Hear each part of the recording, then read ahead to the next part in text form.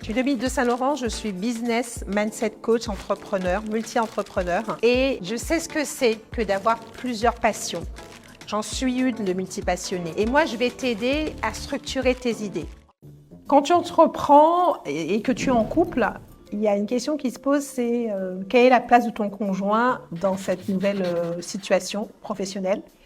Et c'est un vrai enjeu parce que la vie change beaucoup quand on se lance à son compte. Souvent, le piège de se lancer à son compte, c'est que tu mélanges en fait ta vie perso et ta vie pro parce que c'est ta boîte. Donc en fait, tu comptes pas tes heures. Tu es omnibulé par ton entreprise. Tu te réveilles la nuit pour écrire des choses parce que tu as des idées qui te viennent en pleine nuit. Enfin voilà, donc des choses qui peuvent quand même perturber ton conjoint. Et c'est pour ça que c'est vraiment important. Je trouve que de décider de lancer son entreprise, même si le conjoint n'est pas concerné, c'est une décision qu'on doit prendre ensemble. Parce que si ton conjoint, il n'a pas validé le fait que tu lances ta boîte, ou il n'a pas bien compris les enjeux, si tu ne l'as pas bien préparé à ce que tu sois moins disponible, à ce que tu es un peu des sautes d'humeur, parce que entreprendre, c'est souvent les montagnes russes. Tu peux avoir des moments de doute, des moments de rush, des moments où il y a vraiment des enjeux importants qui te demandent beaucoup de temps. Et ça, si ton conjoint il n'est pas préparé à ça, ça peut vraiment perturber la relation. Donc, ce qui veut dire que la place du conjoint à côté de l'entrepreneur, elle est hyper importante. Et elle se prépare. Et ton conjoint, ça va être quelqu'un qui va être là pour te soutenir, pour t'écouter aussi. Donc, c'est important qu'il ait validé ton choix. Quelque part, il sera associé à ton entreprise sans pour autant l'être vraiment sur le papier. Et donc, une écoute, un point de vue extérieur aussi. Alors ça, c'est à prendre avec des pincettes parce que ça peut être intéressant de lui demander ton avis, de confronter vos idées. Maintenant, il faut savoir aussi mettre des limites parce que la chef d'entreprise, c'est toi et c'est toi qui dois prendre la décision. Et donc, c'est important aussi que chacun reste à sa place. Mais en tout cas, ça va te rassurer d'avoir le soutien de ton conjoint. Et pour avoir son soutien, c'est important de l'impliquer avant de démarrer, de lui expliquer quels vont être les enjeux par rapport au temps que tu pourras dédier à ta vie de couple ou à ta vie de famille si tu as des enfants. Et tout ça, ça se prépare. Maintenant, c'est une chance d'être en couple quand on entreprend. Parce que déjà, si ton conjoint n'est pas entrepreneur, ça veut dire qu'il est certainement salarié et donc ça permet aussi d'avoir une sécurité au niveau des revenus du couple et de la famille. Donc tout ça, c'est quelque chose qui se prépare. Mon conseil aussi, c'est sur le plan complètement très pragmatique, c'est de voir aussi financièrement, c'est quoi les enjeux pour le budget de la famille par rapport au fait que tu entreprennes.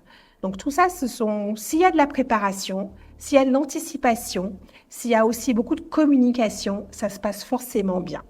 Maintenant, c'est important de ne pas brûler les étapes et de vraiment prendre le temps de bien mesurer chaque enjeu avant de se lancer.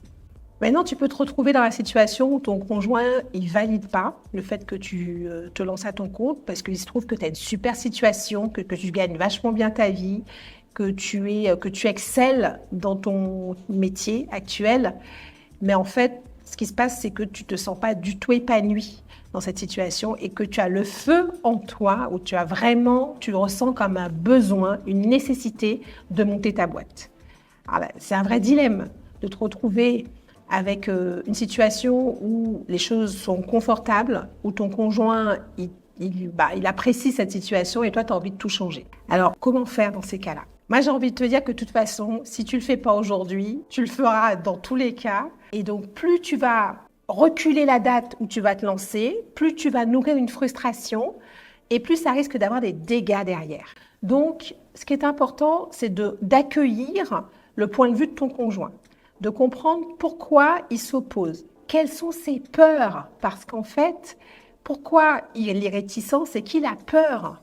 Il a peur pour l'équilibre du couple, il a peur pour les finances du couple. Et donc, ton job, c'est de le rassurer. Et pour le rassurer, il faut que tu aies bien mesuré les enjeux. On revient aux fondamentaux. Bien calculer combien ça va te coûter de lancer ta boîte, qu'est-ce que tu vas devoir sacrifier pour lancer ta boîte.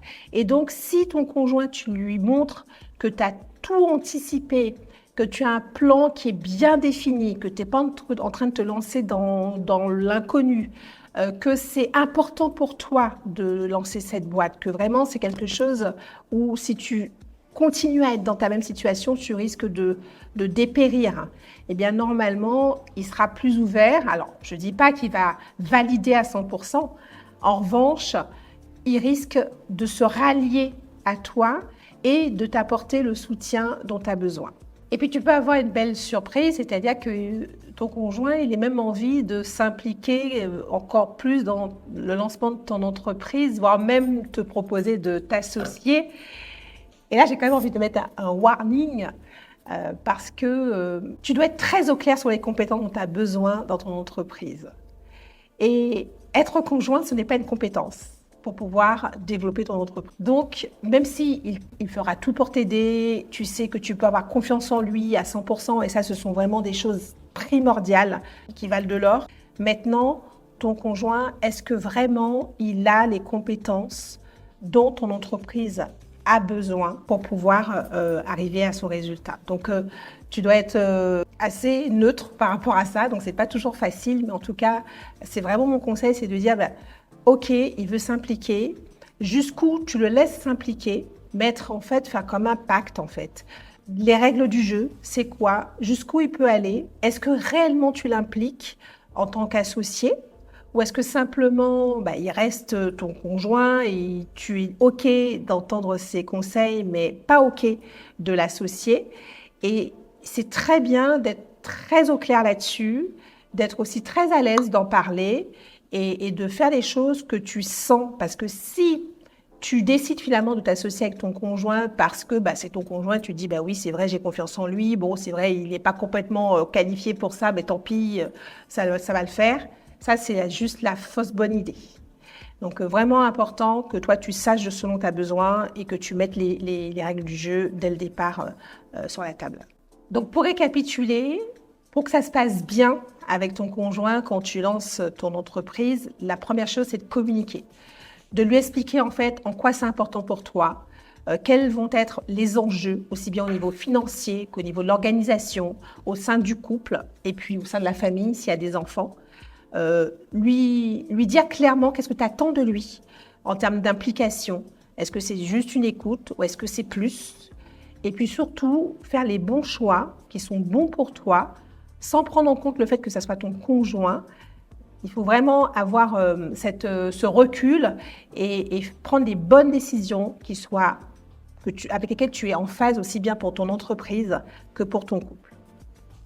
Si tu as aimé cet épisode du podcast, je t'invite à t'abonner, à liker aussi. Et puis surtout, si tu connais quelqu'un autour de toi qui est dans cette situation, qui a monté son entreprise et qui a un conjoint qui est peut-être un peu réticent, qui a du mal à comprendre les enjeux, ce nouveau style de vie, je t'invite à partager ce podcast parce que ça pourra vraiment lui être utile.